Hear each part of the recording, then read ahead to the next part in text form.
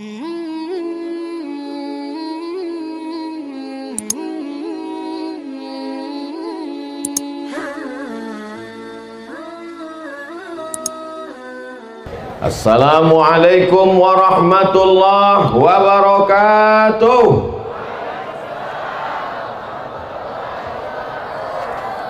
Petang hari matahari tenggelam nampaklah bulan. Dari sambutan salam nampaknya macam belum makan.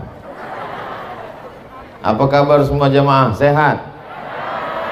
Badan sehat? Hati sehat? Kantong sehat? Dah selesai masalah.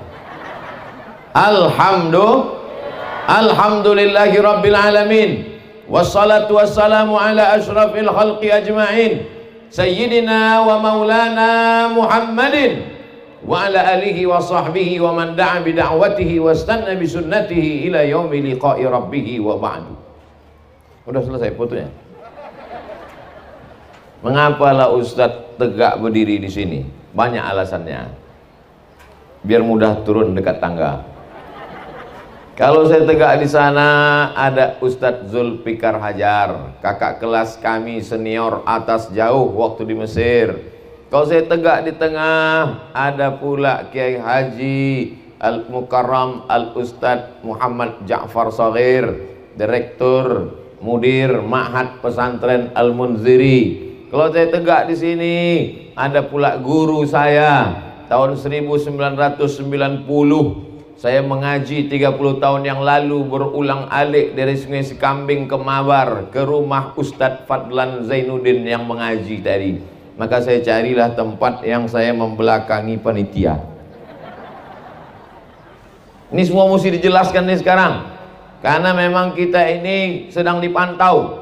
Jangan sampai ada fitnah di antara kita, jangan sampai ada dusta di antara kita. Tujuan kita berkumpul ini insya Allah niatnya baik, maka yang turun juga rahmat Allah baik-baik insya Allah. Amin. Tak ada niat tak baik, betul?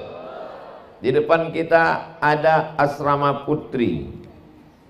Saya tidak pernah diminta untuk meletakkan batu pertama, karena banyak yang saya letakkan batu pertama sekaligus batu terakhir, dan jamaah tahu itu. Maka saya selalu diminta untuk menandatangani prasasti peresmian.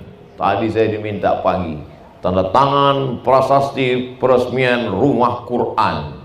Udah selesai foto-foto, saya tengok di jalan fotonya, tanggal 20 Maret 2020. Loh, kenapa baru tadi ditandatangani? Undangannya udah lama, sekarang Ustadz baru bisa datang, gara-gara COVID.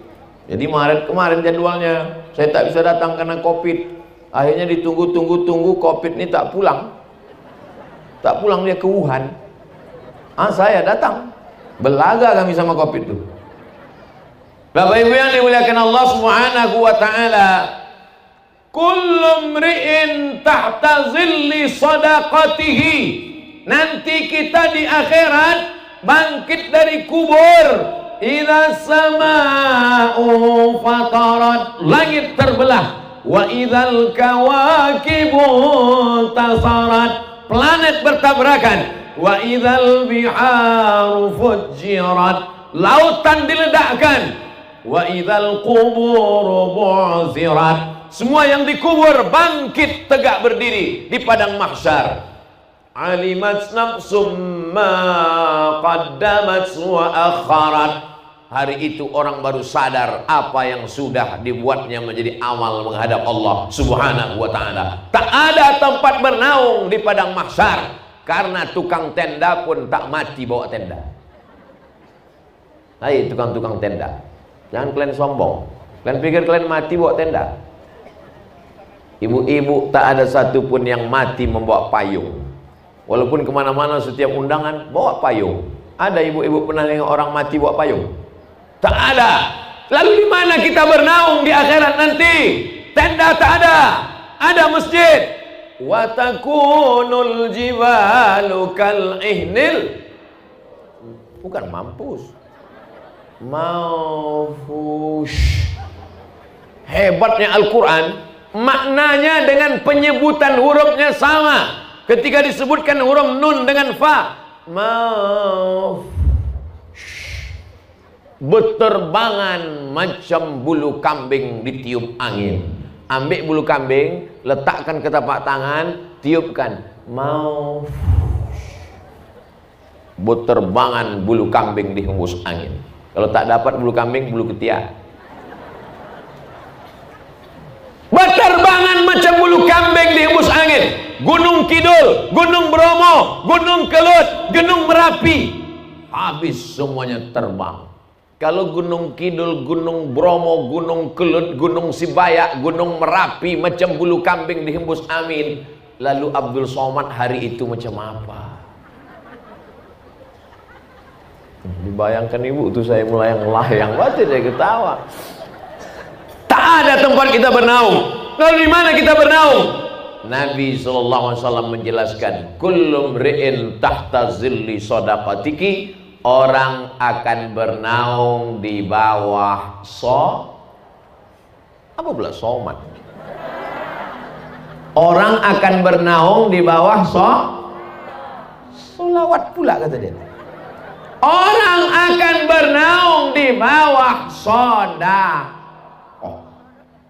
Jadi kalau ada di antara ibu bapak ini yang bersedekah 1 sak semen, nampak nanti di atasnya 1 sak. Nampak 1 sak. Kalau ada yang bersedekah 1 triplek, nampak 1 triplek. Kena hujan 3 kali bergulung. Kalau ada yang bersedekah plastik, nampak plastik. Udahlah plastik, bolong-bolong pula. Macam inilah yang sedekah ini dia. Tapi kalau ada yang bersedekah, dia banyak melimpah ruah, tiang-tiang cor besi, semen, kosen pintu, maka itulah yang paling mulia. Saya tidak menyuruh bapak ibu bersedekah, saya cuma cerita aja. Oh sedekah silakan, tak sedekah tak apa-apa, tengok aja nanti di akhirat. Ada duit beli cincin, ada duit beli gelang, ada duit beli subang, ada duit beli anting, ada duit beli rantai. Begitu pergi undangan, merah muka itu. Kenapa merah? Anting 2 on sebelah. On gitu. Apa kabar bu? Sehat nih. Saking beratnya emas-emas itu. Kalau mau tidur malam, buka rantai, buka gelang, buka anting, buka subang, buka gelang kaki, diletakkan 1 cuci tangan penuh. Begitu jam 2 malam, mati. Kemanalah pergi emas, subang, rantai, anting tadi? Dia ambil ibu yang baru. Sekarang ialah ketawa. Waktu dengar ceramah saya ini ketawa. Pas pulang nanti di jalan, betul juga kata Ustaz. Betul juga kata saya. Bukan mau merusak kemesraan ibu sama bapak, enggak. Jangan gara-gara cerita saya ini nanti sore maghrib bapak tuh meminta, Adinda, mana teh manis abang? Buat aja sendiri. Patutlah mata kau tajam menengok cincin gelangku selama ini ya. Sudah diceritakan Ustaz Somad niat burukmu. Enggak. Niat baik bapak-bapak, menikah itu sunnah ibadah, iya kan bu? Tidak katanya. Bapak ibu yang dimuliakan Allah Subhanahu wa ta'ala, tempat kita bernaung tak lain tak bukan adalah sedekah. Ada yang tenggelam karena keringatnya sampai mata kaki, ada yang tenggelam sampai ke lutut, ada yang tenggelam sampai ke pinggang, ada yang tenggelam sampai ke dada, ada yang tenggelam sampai ke leher, ada yang tenggelam sampai ke kepala, menghadap mereka kepada Nabi Adam alaihissalam. Wahai Adam, kami tak tahan menunggu di padang mahsyar, panas, tolonglah menghadap kepada Allah supaya diputuskan pengadilan ini. Aku tak sanggup, kata Adam. Tolonglah Adam. Kata Adam, aku tak sanggup. Kenapa Adam? Dulu Allah melarang aku makan buah kuldi. La taqraba hadhihi syajarah. Jangan kau dekati pokok ini. Allah melarang aku mendekati pokok kuldi. Bukan ku dekati, ku makan buahnya. Malu aku menghadap Allah.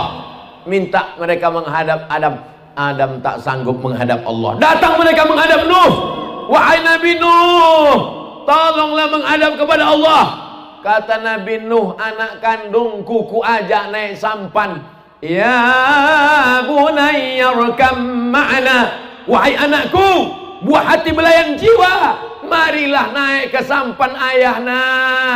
Apa jawab Kan'an nama anaknya? Ada anak ibu nama Kan'an? Kalau ada ganti Abdul Somad. Apa jawab Kan'an? Sa'awi ila jabali asimuni minal ma. Aku akan naik ke atas bukit yang bisa menyelamatkan aku dari air banjir bandang. Banjir 40 hari 40 malam. Disangkanya macam banjir Sungai Deli. Tenggelam semua alam semesta. Naik air ke atas bukit. Tenggelamlah Kan'an, anak durhaka, anak Nabi Nuh alaihissalam. Tak sanggup aku menghadap Allah. Datang mereka menghadap kepada Nabi Musa alaihissalam. Kata Nabi Musa, aku tak sanggup menghadap Allah, karena ketika aku naik ke atas bukit Tursina menerima wahyu, umatku Bani Israel menyembah patung sapi yang berlobang lehernya, masuk angin kencang. Dibuat patung sapi, berlobang lehernya, masuk angin kencang, berbunyi sapi itu.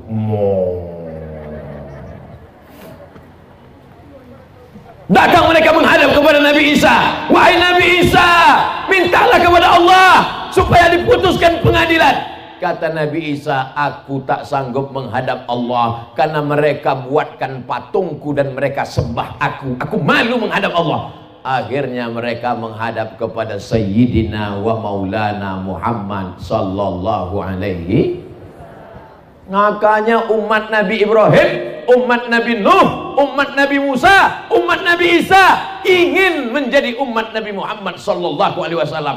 Badannya paling kecil, umurnya paling pendek, amalnya paling sedikit, badannya paling ringan, tak sampai 50 kilo.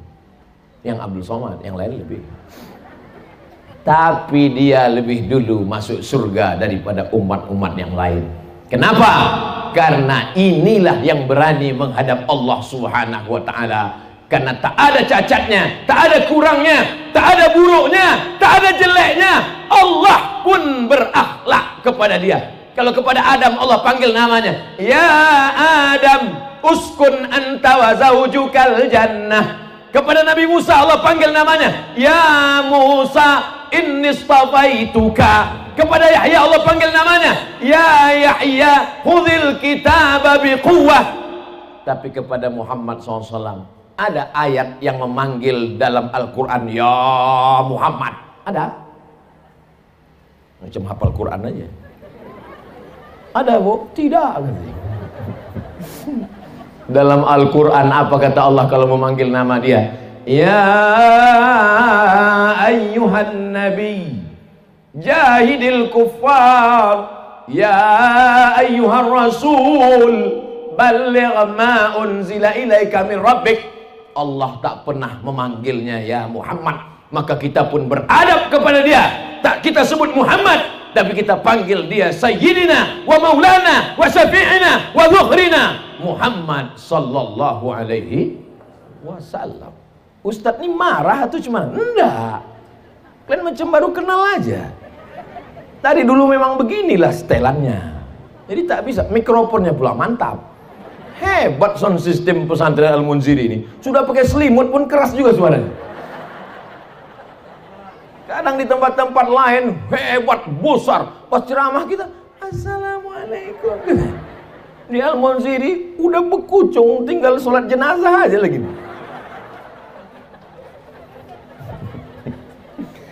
Saya sebetulnya ceramah antara ada covid tak ada covid sama aja. Cuman bedanya kalau sebelum ada covid itu nampak saya respon wajah jamaah itu. Entah dia sedih, entah dia senyum, nampak.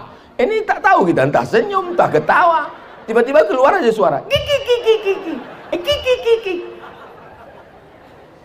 Bapak Ibu yang dimuliakan Allah Subhanahu wa taala. Jadi kalau mau selamat selama menunggu di padang mahsyar, yang bisa menjaga kita, yang bisa menaungi kita, yang bisa melindungi kita hanya satu, sodakoh, la ilaha illallah. Dia alih-alihkan juga lagi sholat, kata dia. payah betul lah cerita sedekah. Biasanya saya kalau udah ceramah tentang sedekah ini biasanya keluar kotak, biasanya keluar keranjang. Hebatnya di pesantren Al-Munziri, kotak tak keluar, keranjang pun tak keluar. Rupanya di sini tak main lagi masuk duit, semuanya pakai transfer banking ke nomor berikut. Mantap. Nomor pun tak ada. Wah, hebat betul. Buka Play Store Pesantren Al-Munziri, klik ke nomor sumbangan asrama putri, enter nomor rekening, klik OK. Begitu diklik, menangislah ibu tadi. Kenapa ibu menangis, Bu? Harus sedih karena asrama itu akan mengalir pahalanya ke makam ibu. Bukan, Pak Ustaz. Jadi kenapa ibu menangis? Salah ketik nolnya banyak kan.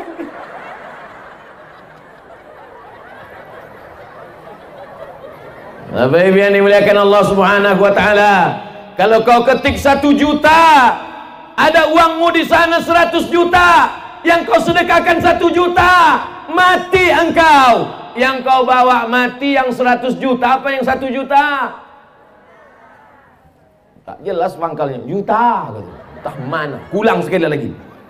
Kalau kau sedekahkan 1 juta, di kantormu, di bankmu, di dompetmu, di kamarmu ada 100 juta, mati kau malam ini. Yang kau bawa mati 1 juta apa 100 juta? 1 juta. Masukkan 1 juta.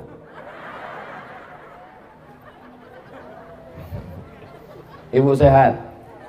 Bapak sehat? Alhamdulillah. Di tempat lain ada yang saya bilang 1 juta, demam langsung. Di tempat lain ada saya bilang 1 juta, kumat langsung. Aduh Pak Ustaz. Aduh, kenapa? Naik asam urat. Asam urat di sini Pak, lupa aku. Nah, yang pertama kalau kita mau mendapat naungan di padang mahsyar, maka kita mesti banyak-banyak mau sholawat juga. Oke, sholawat. Sallallahu ala Muhammad, sallallahu alaihi wasallam, sallallahu ala Muhammad, sallallahu alaihi wasallam. Ya Nabi alaika, ya Rasul salam alaika, ya Habibi salam alaika, salawatullah alaika. Banyak-banyak bersolawat. Ibu-ibu yang sedang hamil bersolawat, yang belum hamil bersolawat, yang sudah hamil bersolawat, yang hamil tak ada suami jangan berselawat. Bapak Ibu yang dimuliakan Allah Subhanahu wa taala. Yang kedua, dawu mardakum bis shadaqah. Obati orang yang sakit di antara kalian dengan sedekah. Sudah berobat ke dokter, tak juga sembuh.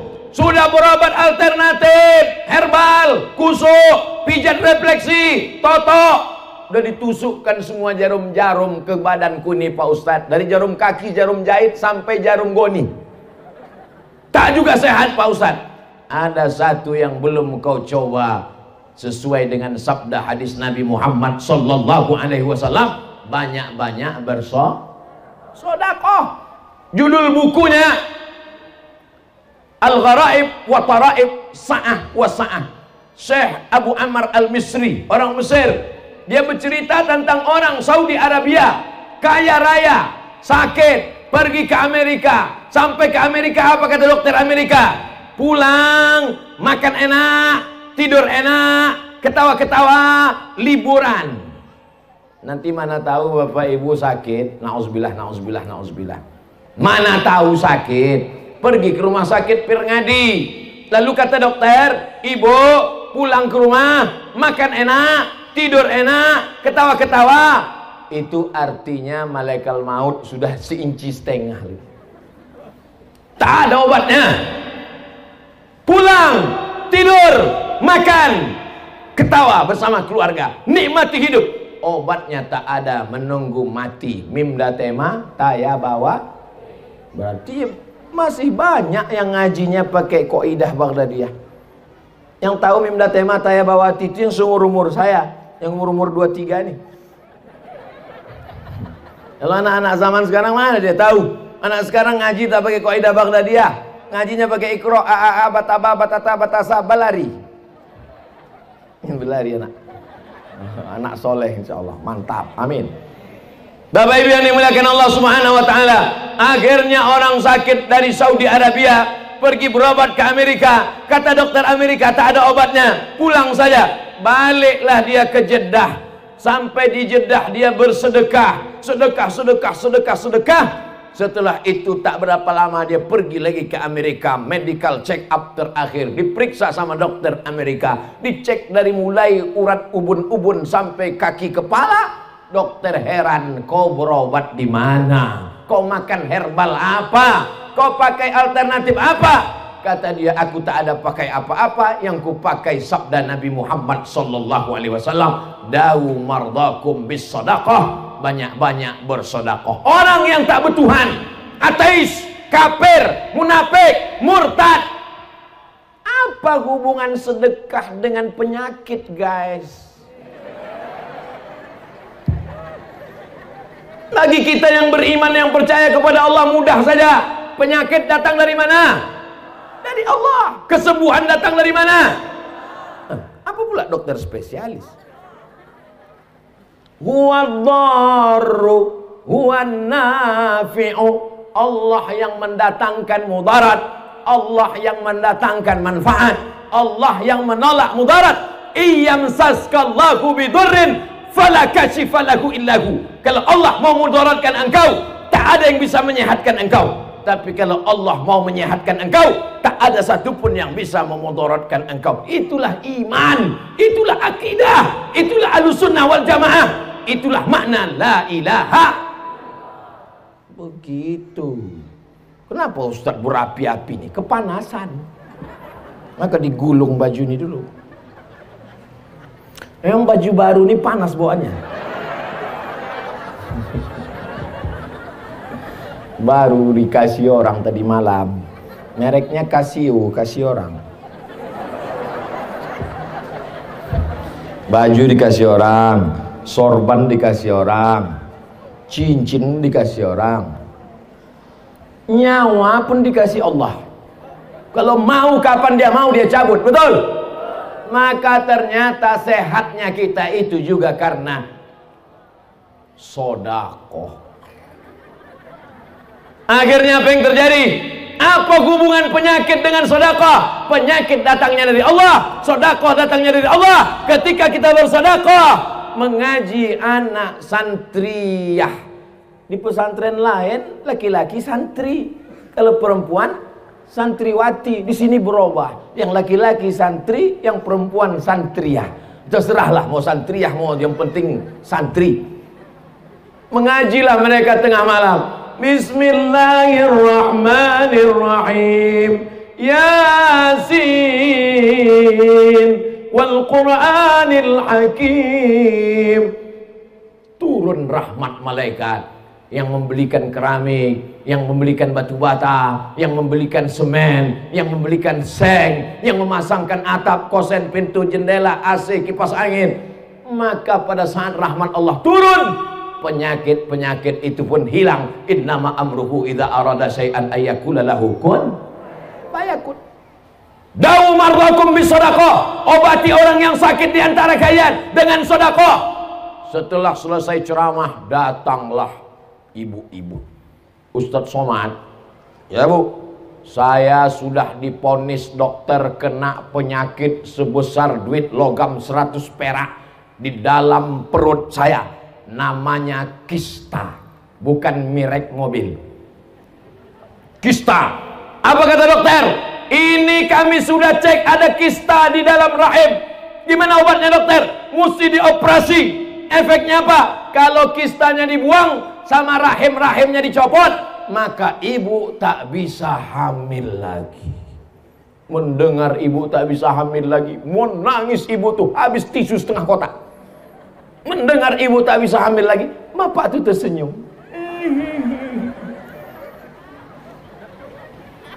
Bapak jangan senyum kali pak, ibu ini mengintai. Untung pakai masker, diselamatkan masker. Akhirnya ibu ini tahu tentang hadis Nabi, da'u mardakum bisadaqah, obati orang yang sakit dengan sedekah. Dia pun bersedekah, diundangnya anak yatim, pergi dia ke panti jompo, datang dia ke panti asuhan, pergi dia ke pesantren, dibayarkannya uang anak sekolah duafa yang tak sanggup, ditengoknya pembebasan tanah. Berapa harga tanah? 500.000, saya 10 meter, berapa saya yang kurang, ditambahnya. Setelah itu cek lagi ke rumah sakit, dokter tuh heran, ibu makan apa? Makan nasi pakai ayam penyet, ayam patah, ayam sungsang, ayam mati, ayam hutan, ayam pop. Apa masalahnya? Rupanya kista yang sebesar duit logam itu mengkerut, mengecil, hilang. Jadi gimana dok? Tidak jadi operasi karena kistanya sudah hilang. Selamat, ibu tak jadi operasi dan bisa hamil lagi. Ibu tuh tersenyum, bapak tuh pula menangis.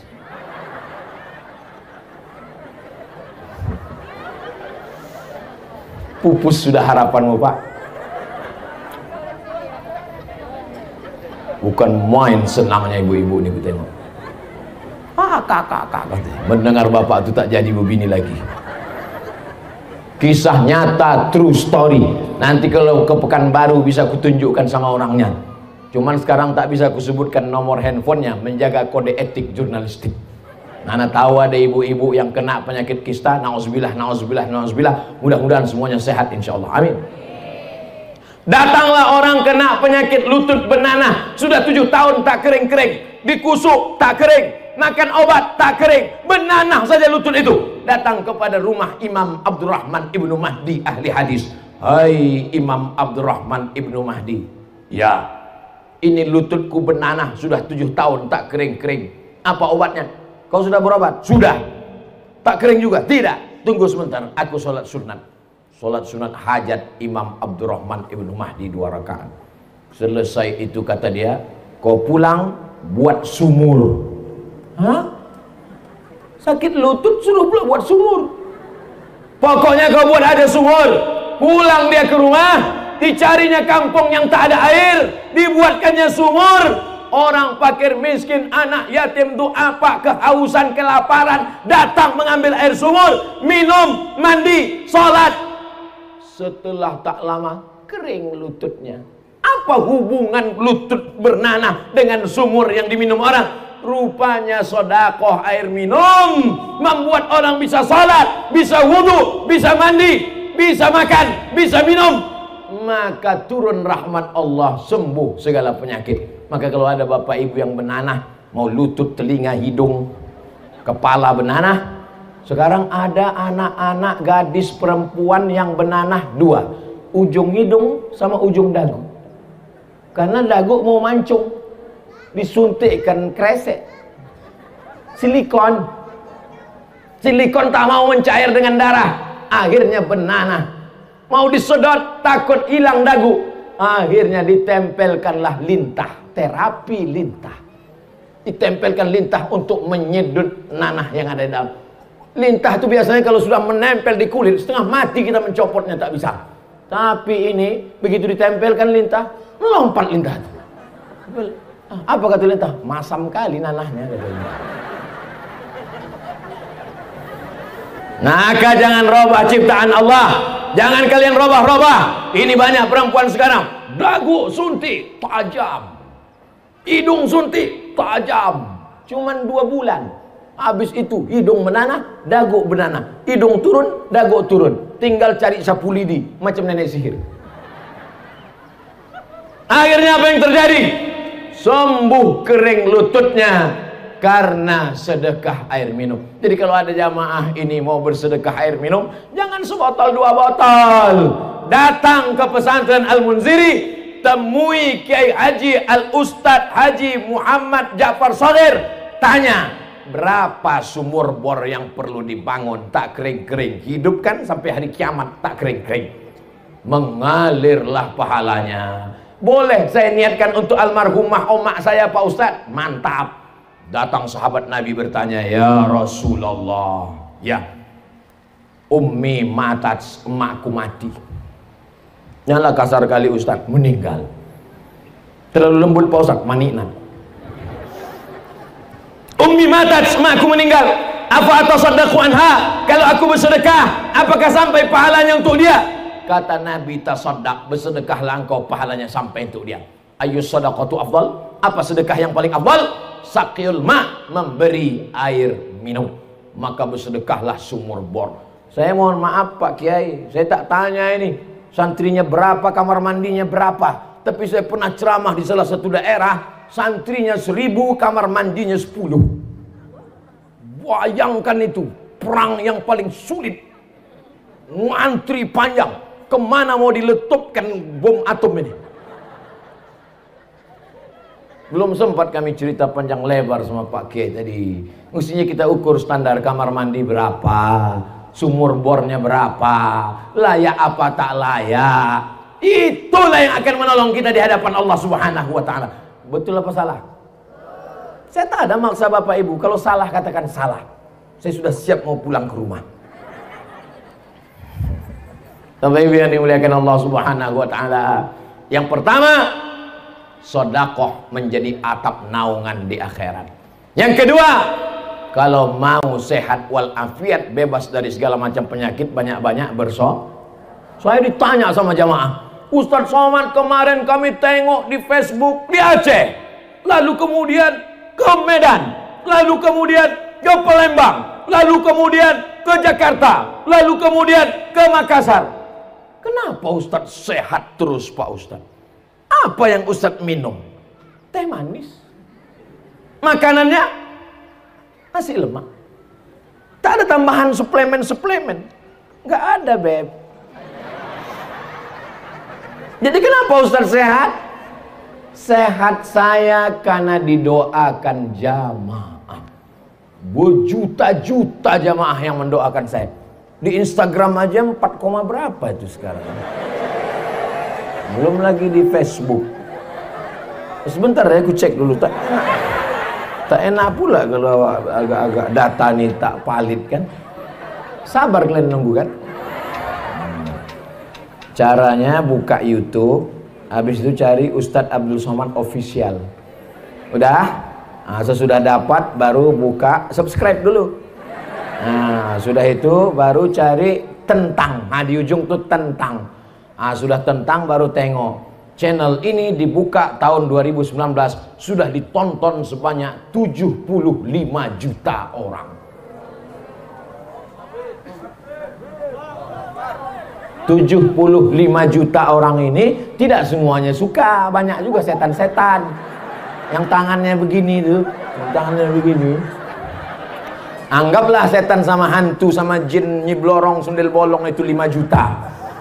Tapi kan masih kalah juga kita sama 70 juta. 70 juta yang menonton saya. Bayangkan itu. Kira-kira 70 juta itu kalau ikut pilpres menang apa kalah? Tapi kalian nggak perlu khawatir. Aku tetap jadi ustadz sampai hari kiamat. Jangan takut kalian. Kemana ceritanya tadi? Mundur balik ke belakang. Bahwa kita didoakan orang. Makanya saya kalau kemana-mana jumpa saya, doakan saya makcik. Aku mau berfoto dekat Ustadz Somad. Yang boleh berfoto dekat aku ini 2 mak. Yang pertama anak-anak, yang kedua nenek-nenek. Kenapa begitu? Karena kalau anak-anak yang masih muda-muda nanti dikatakan orang istri simpanan saya. Didoakan oma-oma itulah saya. Ustadz Somad ini sehatkan. Apalagi orang-orang di pesantren Al-Munziri ini. 2 bulan yang lalu jumpa saya sama Pak Kiai di Pekanbaru. Maka sejak itu setiap maghrib mereka mendoakan, saya akan Ustadz Somad, saya akan Ustadz Somad, saya akan Ustadz Somad sampai tanggal 5 ya Allah. Setelah itu mau kena COVID, mau mati, mampus sudah di situ.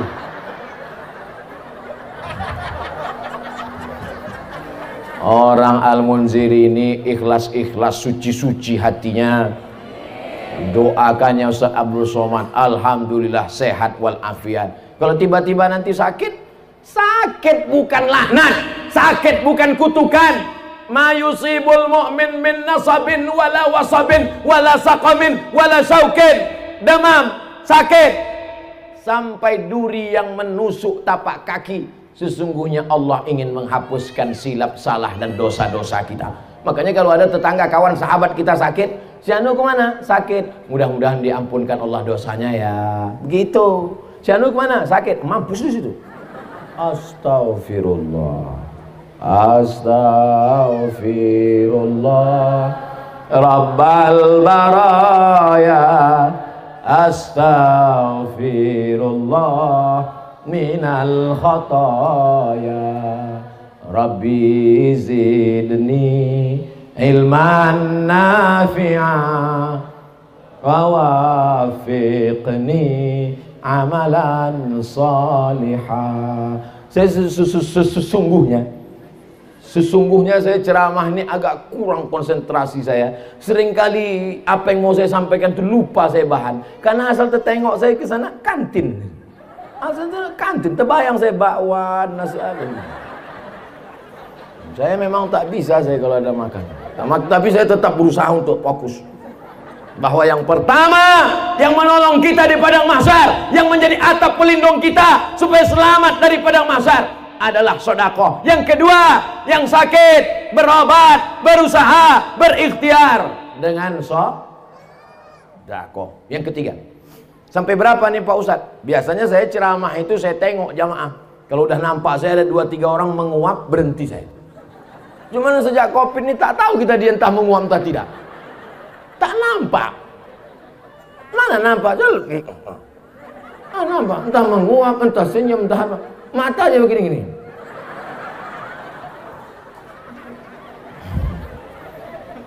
Jadi memang di mana-mana saya patok, saya ceramah 60 menit. Tadi saya mulai jam 2:30, nanti jam 3.30 kebetulan nanti berkumandang suara azan dan sholat asar. Begitu Bapak Ibu semua sholat asar, saya tengok kalian mau sholat asar, saya pun pulang. Saya tengok semuanya sibuk sholat asar, saya pun cabut. Kenapa? Aku udah jamaah taklim. Saya udah jamaah taklim tadi duluan. Jadi jangan nanti pas saya pulang, oh Ustadz itu yang kalian ikut itu, ceramah aja mantap, sembahyang pun tidak. Banyak orang sedang mengintai-ngintai kesalahan kita sekarang, betul? Yang tak betul yang bilang betul, bilanglah tidak. Yang ketiga, shadaqatu sirri tadfa'u mitatassu.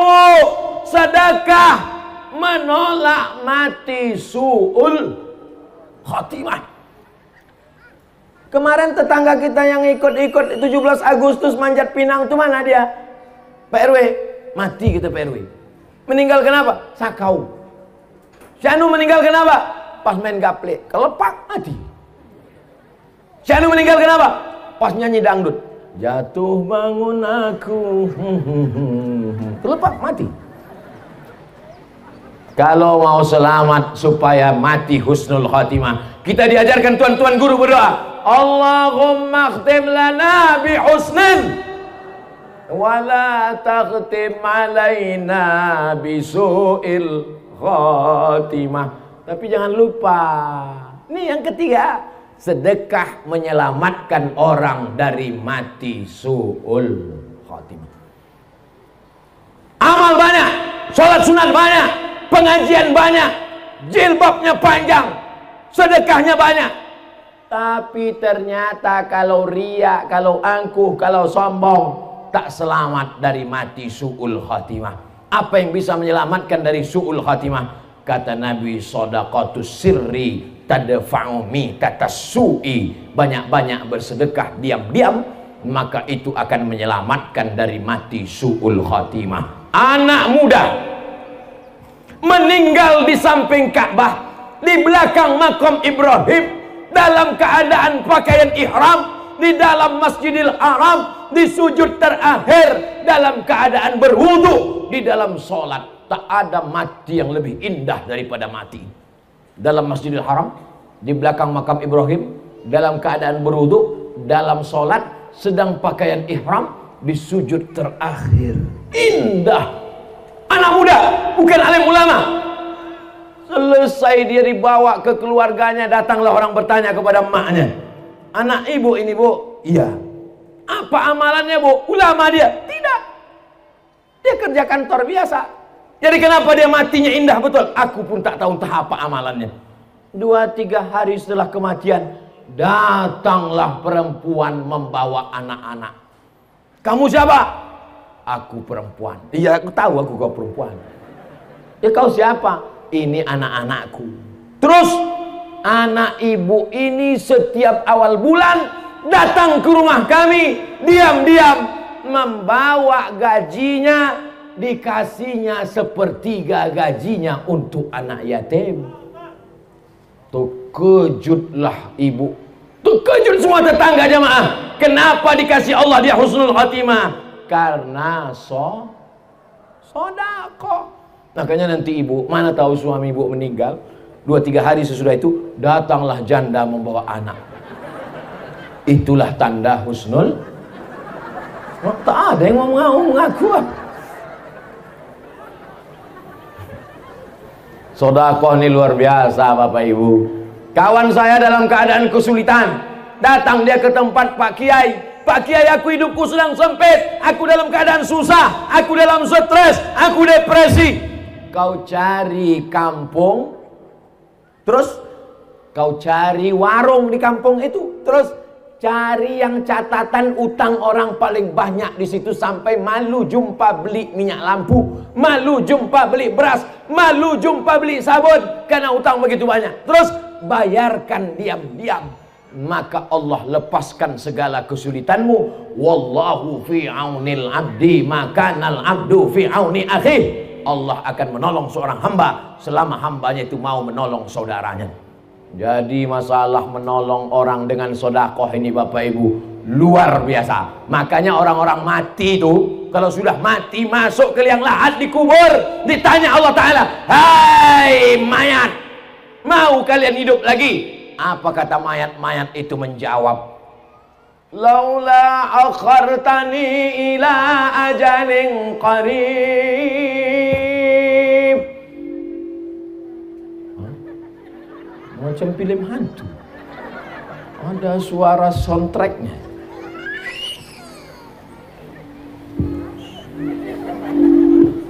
Laula akhartani ila ajalin qarib. Kata mayat-mayat yang sudah masuk dalam kubur, kasihlah aku waktu sekejap aja ya Allah, kasihlah aku hidup sebentar saja ya Allah. Tak bisa sehari setengah hari, tak bisa setengah hari 1 jam, tak bisa 1 jam 1 menit, tak bisa 1 menit 1 detik, hidupkan aku. Kalau kau kuhidupkan, kau mau apa? Apa jawab dia? Fa'asaddaqa. Kalau aku hidup sekejap, aku mau bersodako. Kenapa Ustaz dari tadi ceramahnya ke sini terus? Kenapa tak ke sana? Mereka tuh tak ada duit. Duit mereka dipegang ini semua. Aku tak ada gunanya aku ceramah ke pinggir sana. Bersedekahlah kalian, bersedekah. Ujung-ujungnya pasti dia nanya, "Ma, boleh ya?" Gitu. Bagus aku langsung aja kan. Setuju kan Pak? Ah, benar enggak? Betul, betul Pak Ustaz. Lepas aku dah gitu. Lepas aku dah gitu. Memang yang cari duit, pergi pagi pulang petang, peras keringat banting tulang, tunggang langgang lintang pukang, itulah orangnya. Tengoklah wajah-wajah yang penuh penderitaan itu. Itulah orang yang pergi sampai kepala jadi kaki, kaki jadi kepala, tapi tak megang duit. Asal mau pergi, nah dompet di sini. Ini kau pergi. Kau nyampe banyak megang, nanti berbini kalau sekali lagi. Tapi insya Allah tak apa-apa Bu. Niat ibu baik kan Bu kan? Mengaku pula. Mudah-mudahan duit bapak kalau dipegang ibu ini tak hilang. Kalau lah ibu-ibu begini yang megang duit bapak, jilbabnya panjang, rajin pengajian, tak akan dibelikannya duit bapak itu gelang tangan, gelang kaki. Paling-paling dibelikannya emas batangan. Ibu-ibu yang suka shopping ke mall, ada ibu-ibu nih ke mall sehari 3 kali macam makan obat. Pagi jam 8 dia pergi ke mall. Kata security jam 10 baru buka Bu. Ditahannya tegak di pintu. Pagi ke mall, siang ke mall, malam ke mall. Cincin 3 kiri 3 kanan. Kalau mau beli kangkung nunjuk, berapa ya? Kalau belanja di mall 100.000, angkat 500.000, bungkus. Tapi kalau belanja ke pasar, menawarnya mencekik. Berapa ikan ini setumpuk? 15.000, 2.500 ya? Kalau di mall bukan main lagi kau tunjukkan kau yang kayanya. Sampai duit-duit itu bersisa waktu bayar. Bu, ini ibu masih ada sisa uang lagi 10.000. Boleh kami donasikan? Ambillah. Aku 10.000 itu macam kutil aja. Tapi kalau menawar di warung tetangga sebelah, alhamdulillah, ibu-ibu yang macam itu tak ada di sini. Wah. Amin kata dia, berarti masih ada. Husnuzan, semuanya baik-baik insyaallah. Amin. Bapak Ibu yang dimuliakan Allah Subhanahu wa taala, siapa yang ceramah di pesantren Al-Munziri tadi? Abdul Somad. Abdul Somad yang mana itu? Mana ada Abdul Somad lain? Apa isi ceramah dia? Entah apa-apa, aku pun tak ingat lagi. Aku fokus sekali nengok baju baru dia itu, jadi tak ingat pula aku tahu. Kalau payah ngingat ceramah saya, tinggal kalian tonton aja di channel Ustadz Abdul Somad Official. Hasil setiap detik, setiap menit tontonan kalian itu, duitnya dibelikan beras untuk fakir miskin. Satu paket isinya beras 10 kilo, minyak 2 kilo, gula 1 kilo, teh 1 kotak, susu 1 kaleng, sarden 10 kaleng, satu paket 300.000 dibagikan ke fakir miskin, ke anak yatim dan duafa. Jadi sekali menonton sesungguhnya dia sudah bersedekah. Tapi sedekah yang di Munziri juga jangan lupa. Yang tak bawa duit cash sekarang, besok pagi bawa sama koper-kopernya kemarin. Assalamualaikum Ustadz Kiai Haji Muhammad Ja'far Shagir. Ya, mana semen batu bata, berapa lagi yang perlu kami bantu? Coba tengok data-datanya. Semen sekian sak, batu bata sekian sak, kosen. Ibu mau nolong? Enggak, mau nanya aja. Tolonglah. Siap ibu menolong? Mak, dari bunyinya tak yakin aku. Siap bapak menolong? Siap nega. Apalah gunanya orang siap tak berduit? Insyaallah. Al-mu'minuna wal mu'minat ba'duhum awliya'u ba'd. Laki-laki yang baik, perempuan yang baik, mereka saling tolong menolong. Anak-anak sekarang cabut dari sekolah pergi ke mall jalan-jalan, dari rumah pakai jilbab panjang, sampai di tengah jalan jilbab dikulung masuk tas, naik motor knalpotnya dipotong, cabut, minumannya disuntik pakai narkoba, begitu diminum mabuk, hilang kesadaran, melakukan perbuatan zina. Lagunya sudah ada, pulang-pulang berbadan dua. Yang ketahuan aku sih pula macam paham ini. LGBT, zina, virus HIV/AIDS, sakau, narkoba, tidak ada yang bisa menjaga anak-anak kita selain benteng pondok pesantren. Betul? Yang sudah mendaftarkan anaknya ke pesantren, alhamdulillah. Yang belum mendaftarkan anaknya, segera daftarkan ke pesantren Al-Munziri Medan, Sumatera Utara sebelum tanggal penutupan berikut ini, tahun ajaran 2021-2022. Potong, masukkan ke Instagram. Aku sudah habis tanggung jawab di dunia. Kalau ditanya Allah nanti di akhirat, kenapa anak si anu mabuk? Kenapa anak si anu sakau? Kenapa anak si anu pakai sabu-sabu? Bukan salahku ya Allah. Aku sudah sampaikan di mana-mana, sudah kuceramahkan. Mereka lah yang tak mau mendengarkan ceramah. Tapi ibu-ibu yang ada di sini semua insya Allah selamat anaknya dunia akhirat. Amin. Oma ayah saya nun di Kabupaten Pelalawan. Dari Pekanbaru 3 jam lagi ke arah Jambi. Saya disekolahkan pesantren Darul Arafah Lau Bakri Deli Serdang, Sumatera Utara. Menengoknya setahun sekali. Beruntung betuahlah kalian. yang ditengok. Ini banyak anak-anak santri nih minta tengok pula sekali 3 hari, sehari 3 kali. Minta bawakan keripik pedas lah, bumbu pecal, banyak betul lah kau. Balik aja kau ke rumah. Kami dulu setahun sekali baru ditengok. Orang tua di Riau, saya kuliah sekolah di pesantren Darul Arafah. Tak ada perempuan. Ini masih untung ada santriah. Kami tak ada santriah. Laki-laki semua. 1.800 santrinya. Laki-laki semua. Tengok kanan laki-laki, tengok kiri laki-laki. Kalau mau menengok perempuan, pas makanlah bibik-bibik yang masak di dapur itu. Bukan baik bibik itu. Ngantri lah kami bawa piring. Bik, kata Pak, kelepak. Lewat. Hari Sabtu, hari Ahad, hari libur. Wah, datanglah nenek-nenek menjenguk cucunya. Itulah, cantik juga nenek-nenek itu kadang-kadang. Jadi kalian di pesantren nih enak, cantik, indah, alamnya luar biasa. Saking makbulnya doa orang di pesantren. Dari tadi malaikat sudah mau menurunkan hujan. Tak hujan-hujan. Ditahannya. Gimana? Kuturunkan? Tunggu dulu, selesaikan ceramah Abu Somad dulu. Sikit lagi. Saking kan hebatnya doa santri-santri. Mereka berdoa, kenapa doanya makbul? Karena mereka dekat dengan langit. Itu di atas.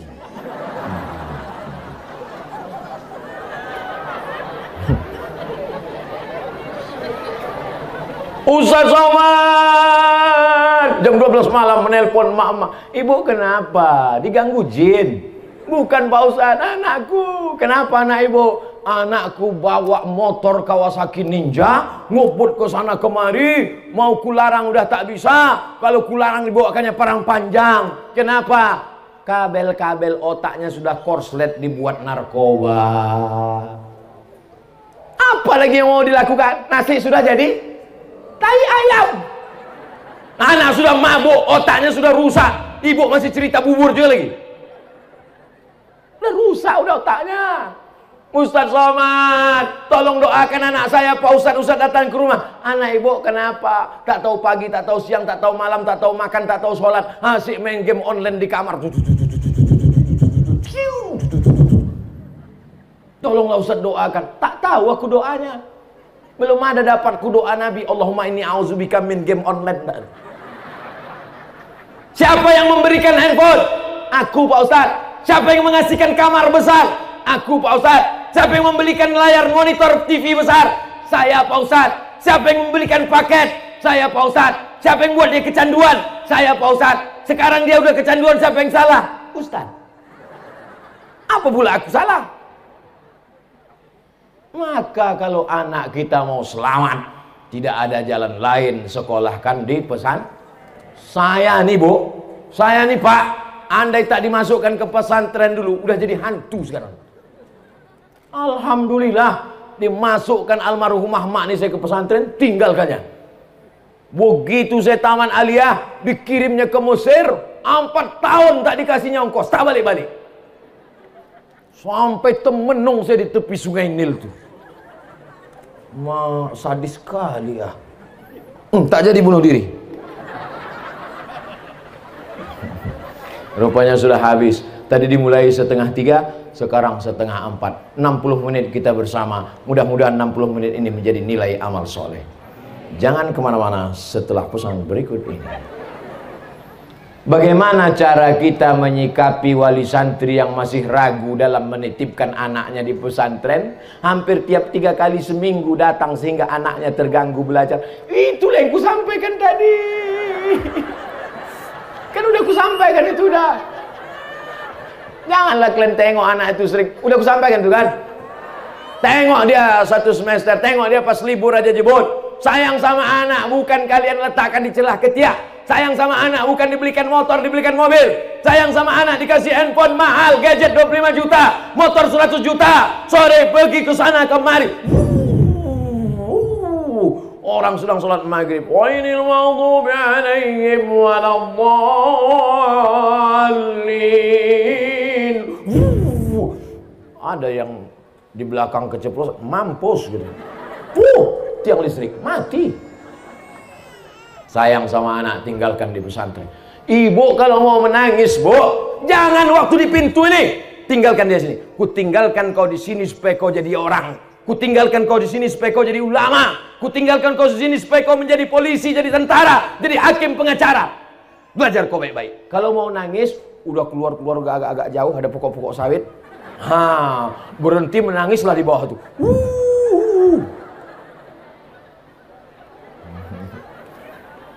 Iyalah, Ustadz ditinggalkan di pesantren, mungkin Ustadz adik-beradik ramai 12 orang, do re mi fa sol la si do re sol fa mi re do. Anak pertama, paling disayang. Adik-beradik cuma 2 orang. Bukan anak dibuang dicampak kan ini. Ini bukan bin kardus. Anak kesayangan. Tapi orang tua saya punya prinsip, kau mesti jadi orang, kau mesti sekolah. Maka saya yakin dan percaya ibu-ibu yang selama ini menangis pulang sampai menangis biji matanya sebesar telur angsa. Nangislah ibu tuh. Kenapa Bu? Aku tadi ke pesantren kasurnya tipis. 2 minggu yang lalu ku tengok anakku Pak Ustadz tipis kasurnya. Terus kemarin ku tengok yang tipis itu pun hilang pula.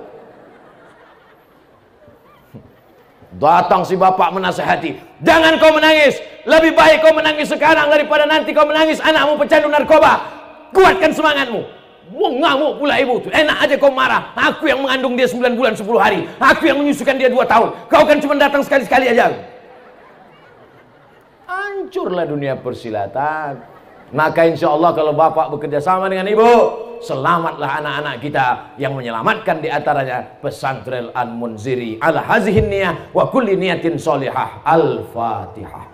A'udzu billahi minasy syaithanir rajim. Bismillahirrahmanirrahim. Alhamdulillahi rabbil alamin. Ar-Rahmanir Rahim. Maliki yaumiddin. Iyyaka na'budu wa iyyaka nasta'in. Ihdinas siratal mustaqim. Siratal ladzina an'amta 'alaihim ghairil maghdubi 'alaihim waladdallin. Amin.